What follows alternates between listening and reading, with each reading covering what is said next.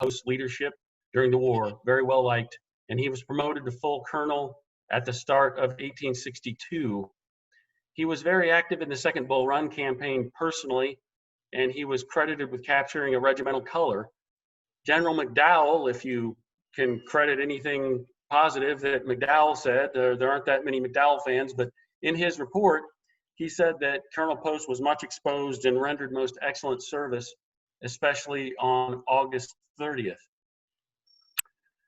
The second Sharpshooters began in the early part of the war, actually, the Sharpshooters, and Hiram Berdan had the authority to muster in and organize sharpshooter regiments from around the country. The second Sharpshooters had 8 companies, so technically they were a battalion and not a regiment, although they're oftentimes referred to as a regiment, and I'll probably call them that as well.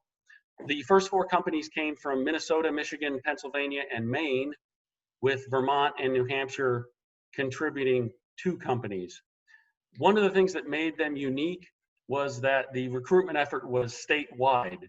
Oftentimes, a regiment may be formed by men in one large city or a county, but many of the sharpshooters didn't know each other because they came from various parts of the state. And some of these states were quite large. Berdan was very interested in getting recruits from rural areas because as an expert marksman himself, he knew that men in those kinds of places back then either really knew how to shoot or they didn't eat. And so the sharpshooter companies came predominantly from highly rural areas. And even to this day, several parts of these states remain highly rural. An example of some of the organization can come from looking at the main company, Company D.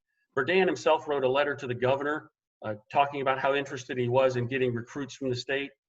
And a later letter from one of Berdan's officers noted that it was very much, they were very much looking forward to having a regiment or a company from Maine.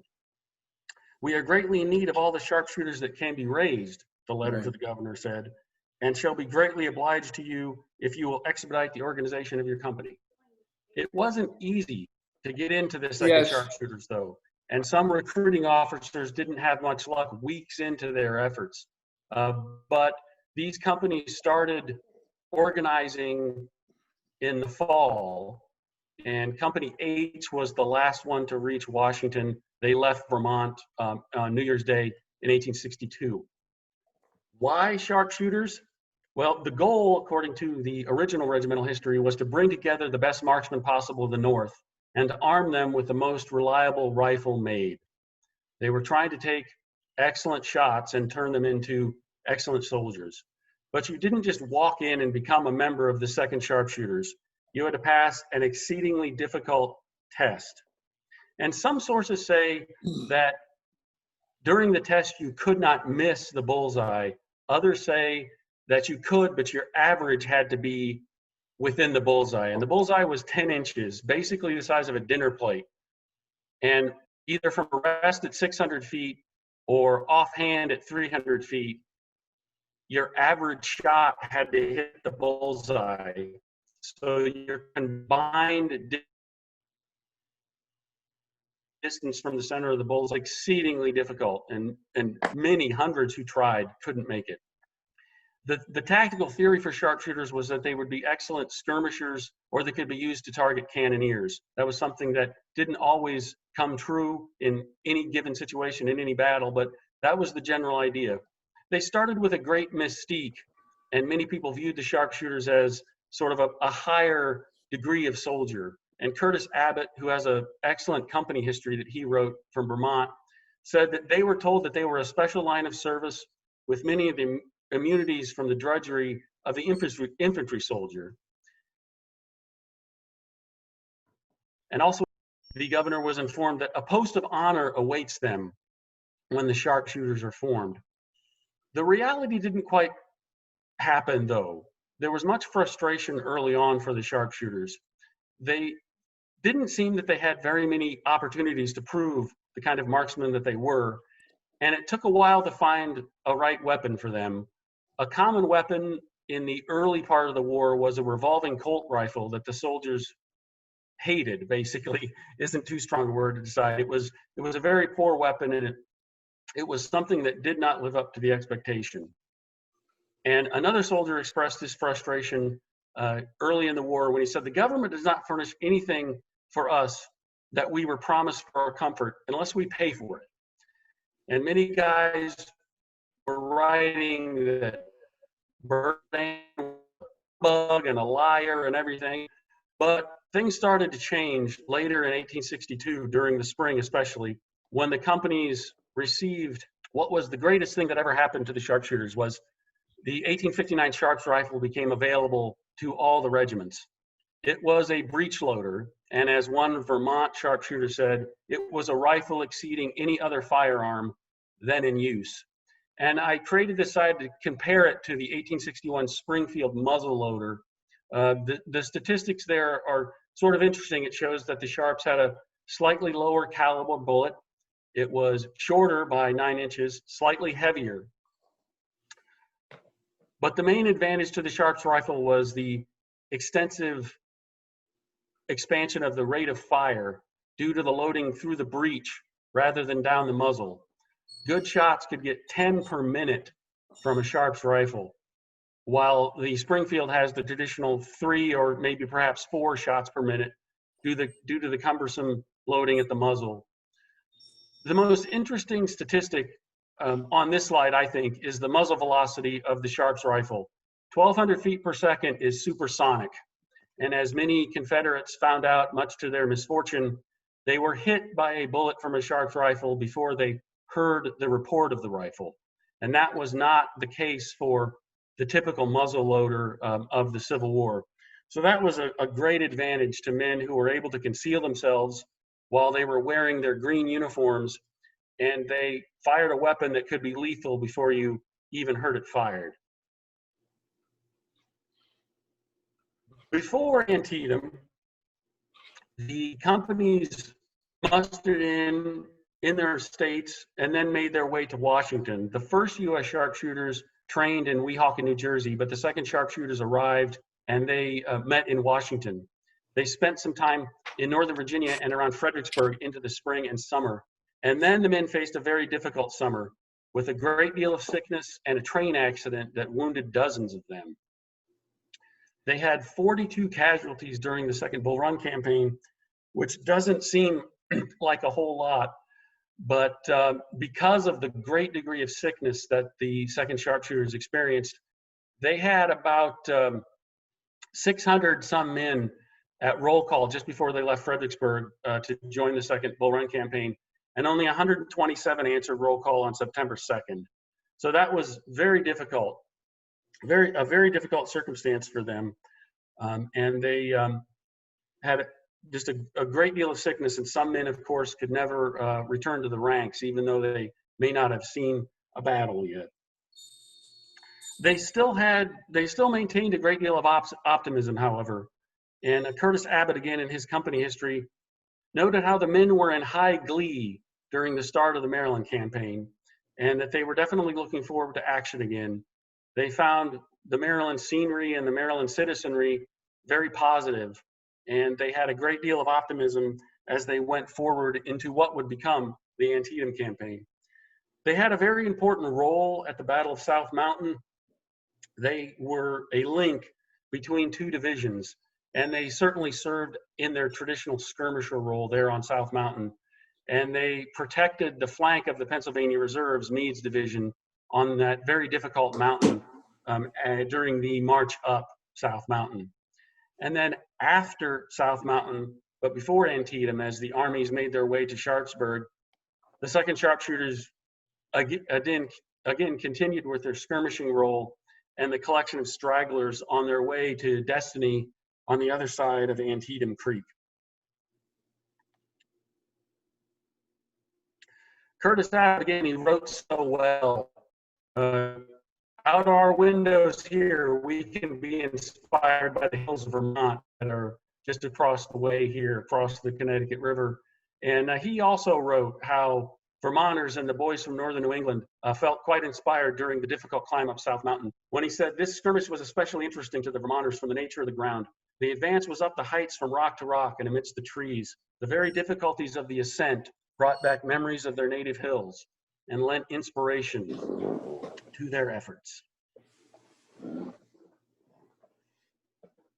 At Antietam, what we know as America's Bloodiest Day, the sharpshooters started out, and one of them wrote in a letter from the Antietam collection at Dartmouth that we were awoke by shot and shell being thrown among the New Hampshire battery boys camped near us. That was followed by lively work following in. They were not used as skirmishers at Antietam. Of course, the battle started very early, and it was still somewhat dark at that time when they first moved forward. But they moved forward with Phelps's brigade, which was just behind Gibbon's men, the Iron Brigade, as they moved into the cornfield. And as they got closer to the corn and to the engagement with the Confederates, as shot and shell were flying all around, they were ordered to the right to protect the brigade's flank, which was a very important role for them because they had, due to their great marksmanship and rate of fire, the ability to stabilize the flank as it marched through the cornfield and beyond. The 2nd Sharpshooters moved south of the cornfield after Marcellus Douglas's brigade was forced back by the Unionist attack. And as Colonel Phelps wrote in his report, the loss of the 2nd Sharpshooters at this point was severe. Colonel Post was wounded after shouting for his men to shoot down enemy colors, which was another thing that sharpshooters were quite good at. A New Hampshire man wrote, and this is a letter from Antietam Library, that the smoke was so dense that we could hardly tell friend from foe.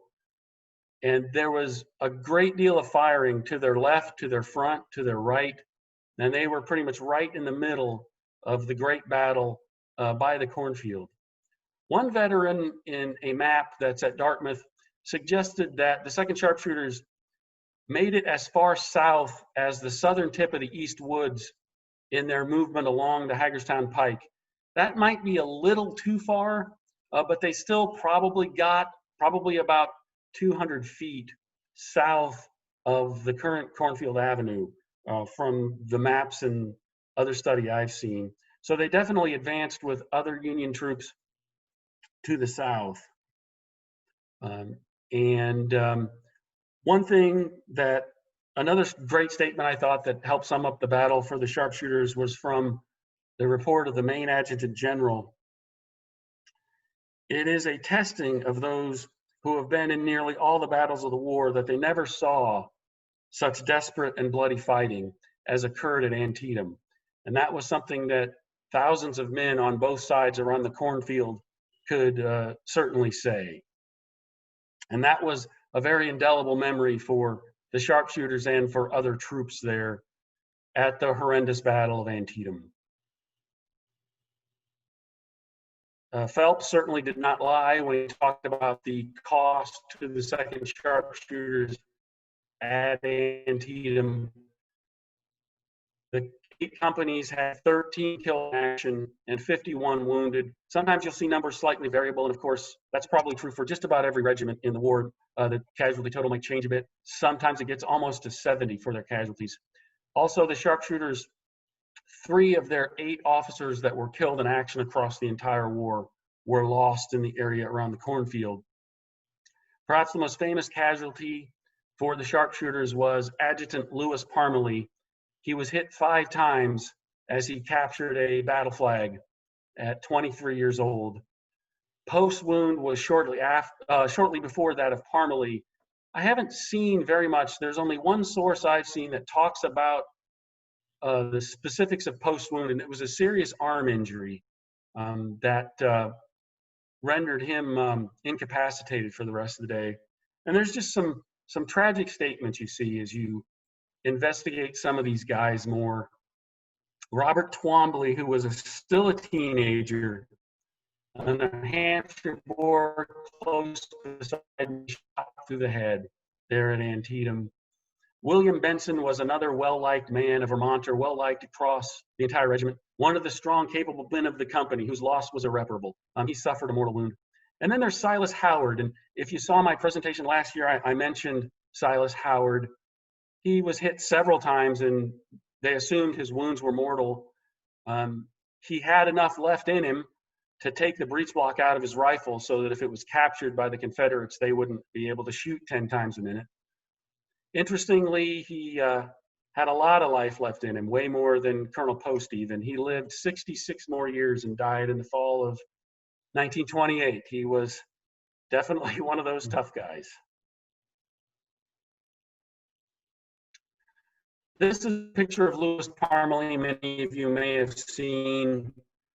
The beau ideal of a soldier, according to one of the men of the regiments, of charming manners and beloved by the men, it was said of this 23-year-old warrior, a true friend, good soldier, and brave man who has fallen nobly defending a nation's honor. So he was a lieutenant at Antietam. And this is Robert Twombly's tombstone. This is the sacred soil of Tamworth, New Hampshire, about 50 miles southeast of where I'm at here. Killed while pulling down the rebel flag at the Battle of Antietam. And you'll note there he's not quite 20 years old. And then here are a few other pictures. Two of those, the one on the left and the center, come from Antietam National Cemetery, Hosea Dix, New Hampshire, and James Law, Pennsylvania, two of the Sharpshooters who died of wounds at Antietam who are buried there. And another man who I mentioned last year in my first corps presentation was Jack Whitman, one of the three officers killed in action in the Sharpshooters during the battle. Another great leader, very, very much well-liked. And there are just some very haunting statements that you see about this battle. And one of the Sharpshooters, when he talked about what he saw the day after, I counted 53 dead rebels lying close to the fence along 16 lengths of rail, and there were 25 or 30 more in the field beyond. We paid a fearful price for what we did.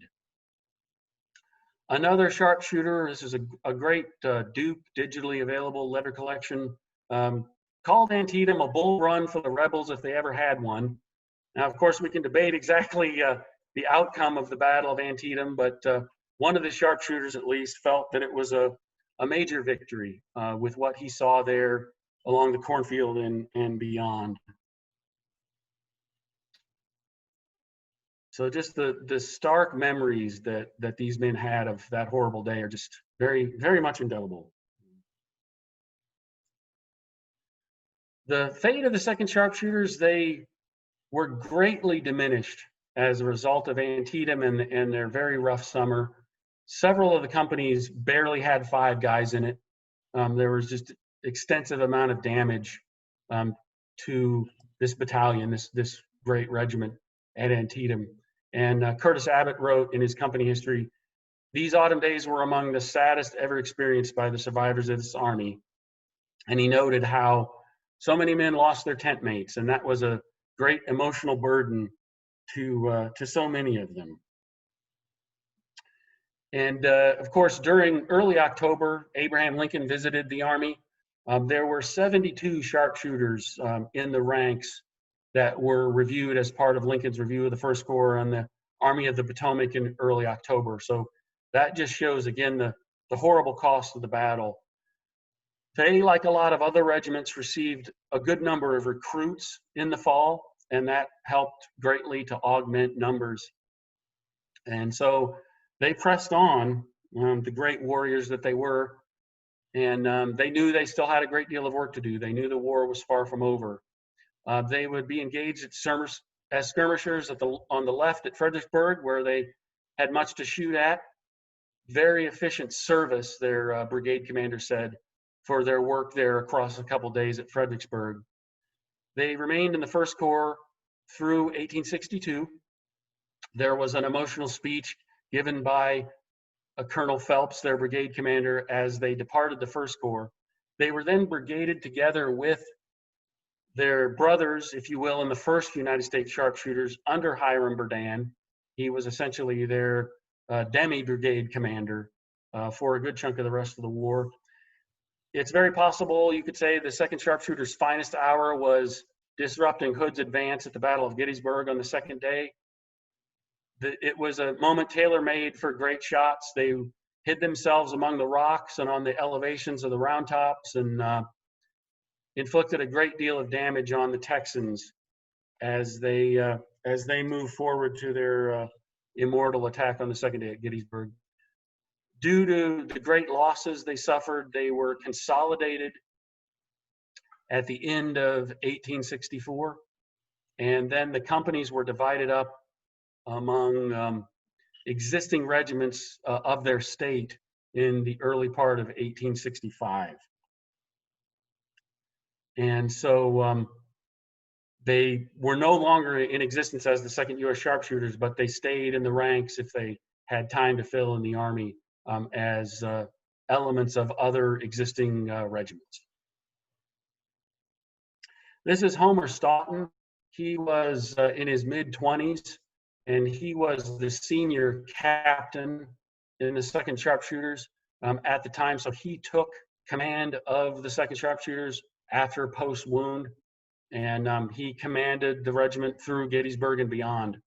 And again, another young man in a great area of responsibility. He was 26 during the main part of his service with the 2nd Sharpshooters. Colonel Post had a very fascinating and busy life. Although Antietam was the last day that he would ever leave men in battle, he certainly had a great deal of drive, and he tried to return to action. And he went back to the Army in November, and he stayed for a few days, but he was awarded a medical discharge in November of 1862. It was simply too difficult for him to move forward.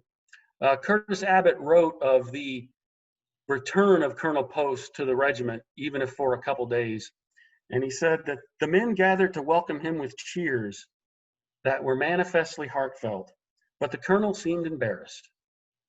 And he got a great deal of attention for those couple days.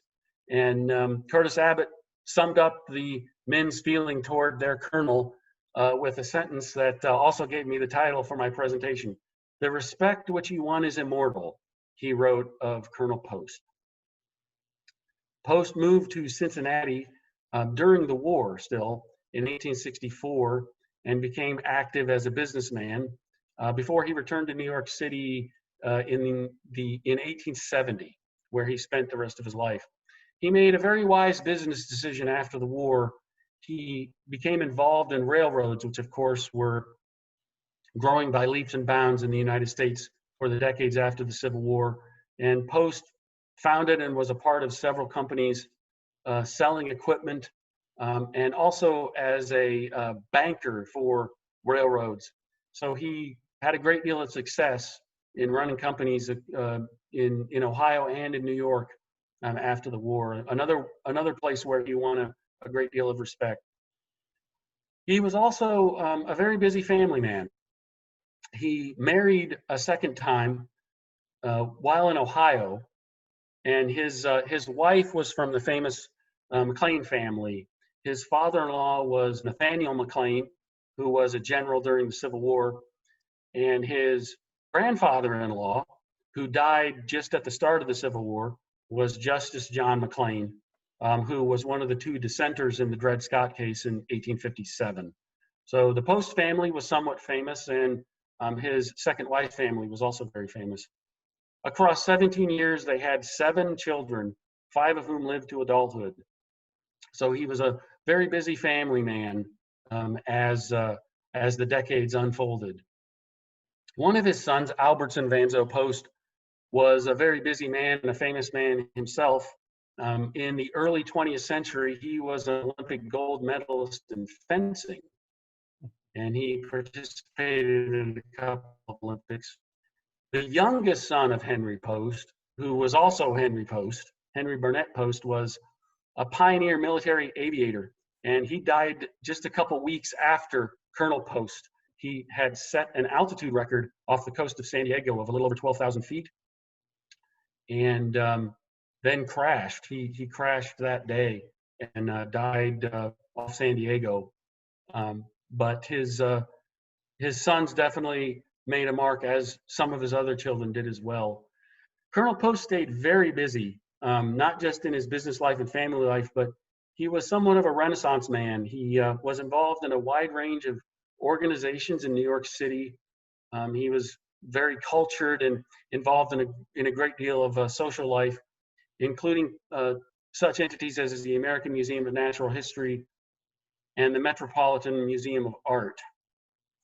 So over the decades, as a combat wounded veteran, he stayed quite busy and quite respected again. The immortal respect he had from the Civil War grew as he aged, and he died as a respected member of the New York City community on January 25th, 1914, and he's buried in Woodlawn Cemetery in the Bronx. And he, as a well-liked soldier and a man wounded on the bloodiest day in American history, a man who had famous children, but still Colonel Post is not the most famous member of his family. That distinction goes to his daughter-in-law, Emily Post, the second son of Colonel Post, married Emily Post, and she was a author early in her life, and then later in life, with one of her daughters, founded the Emily Post Institute, which to this day is run by members of the Post family, and they teach proper behavior in a wide range of professional and business environments. And so she stands as another famous member of the Post family. So in the honor of the Emily Post Institute, Chris, in hopes that I have not violated any etiquette protocols here this evening, I would happily turn things over to any questions or any discussion that that folks had out there. Got one that came in on chat. Do you see it? Send it to you. Yeah. Oh, there it is. Let's see if I can get in there. Yes, yeah, the question was Hiram Berdan at Antietam, and was it he who founded the Sharpshooters? I don't believe he might have been with the first Sharpshooters. To be honest with you, I'm not totally sure what his status was at the Battle of Antietam himself. He wasn't directly linked to the second Sharpshooters at that time, but definitely it would be fair to call Hiram Berdan the founder of the Sharpshooters. Although, as I noted, he wasn't greatly respected by a lot of the Sharpshooters themselves. He was seen sort of as a self-promoter and a braggart. One certainly could not doubt his own marksmanship, and he was a great shot himself, and he had the vision to make the Sharpshooters what they became during the war. Right. A couple more coming in from RWN Western. Do you see that one? Yeah, yeah. Did the unusual caliber of their rifles and the higher rate of fire present any particular difficulties logistically to the unit when under fire? That's a really interesting question. You would think that it wouldn't, just because the very high rate of fire just in and of itself is something that could sort of control in a tactical situation. It could be that the high expectation of a rate of fire may have led to inaccurate shooting. Maybe men didn't live up to their great marksmanship standard. You could see just the stress of a horrible combat situation like Antietam could certainly do that. I would say that could definitely be something that could sort of be working against the sharpshooter theory. And certainly that was something that the government had a great deal of concern about.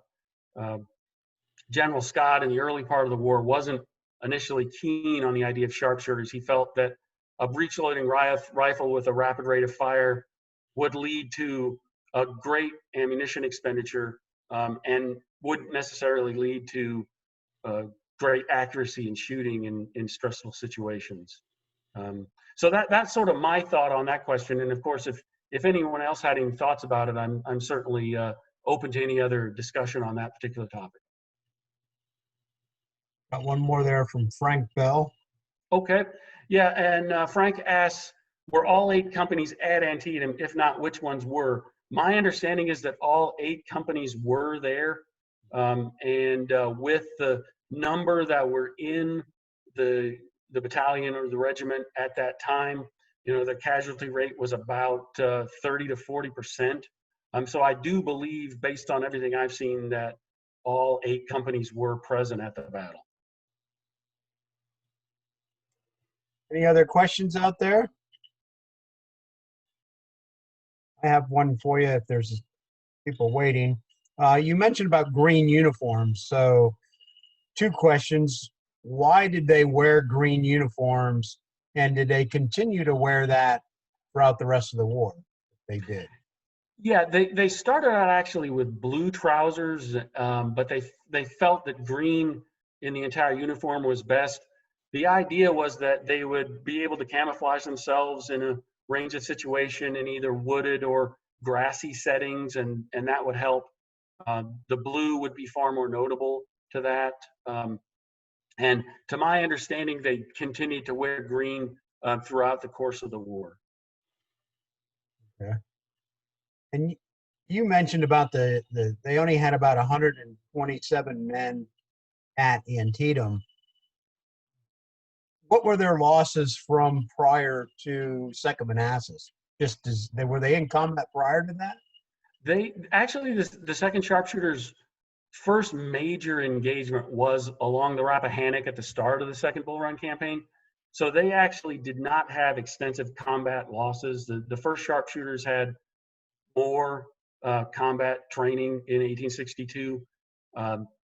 And so the skirmishing along the Rappahannock and then the retreat back toward Centerville was the main first combat for the second Sharpshooter. So it was really the main reason for their attrition in August was the great deal of sickness that they encountered. I think, you know, one of the problems with recruiting a lot of soldiers from northern New England is they get into a very hot Virginia summer for what would undoubtedly be the first time in their lives for most, if not all of them, and they just the elements were so difficult for them, and the intensity of the marching in that kind of weather and such. Yeah. Got a couple more there on chat. Okay. Good. Did the Sharpshooters have rifle scopes? In tactical situations, they generally did not. And even when they were doing their test shooting and their training, they didn't use scopes to a great extent. Certainly some of them did. Back then, telescopic sights were very heavy. They simply made it too cumbersome to use in a combat situation, especially if they were marching into a battle like they did at Antietam across a pretty major distance. So I'm not aware of scopes being used in combat at all, just because they were way too cumbersome. Homer Stanton commanded at Gettysburg, correct? Yes, that is correct to my knowledge that he was, I believe he was still a major at the time. His promotion to major was backdated to September 17th, 1862. But yes, he was the commander at Gettysburg. And I also noticed, Chris, another one that popped up about were sharpshooter units replicated in the Confederate military? I do believe that there were some companies that were called sharpshooters. I'm not aware, and I could be wrong on this, sure, but I don't believe there was a regiment or two of sharpshooters in the Confederate armies. I might not be right on that, but I don't believe there were. Yeah, I don't know of any sharpshooter organization like the first or second specifically organized as sharpshooters. There were men designated sharpshooters, or they might have acquired rifles or what have you, but not like the recruiting efforts like first or second. Any other questions? One more. Frank says he was promoted a week before. Okay. Yep. Great. Thank you, Frank. So he was technically a lieutenant colonel at Gettysburg. Okay. Very good. All right. Well, let me pull up my screen here a minute.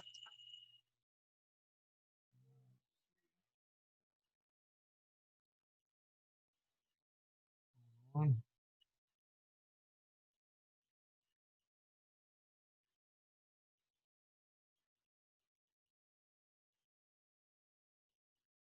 Well, if there's no more questions, I want to thank Darren for presenting another great presentation here.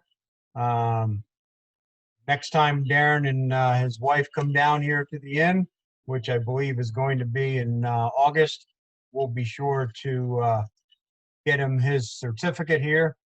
He's been promoted in the Vorbach Regiment, and any special gifts that we have for him, I'm sure we will. I know some people have been told about this.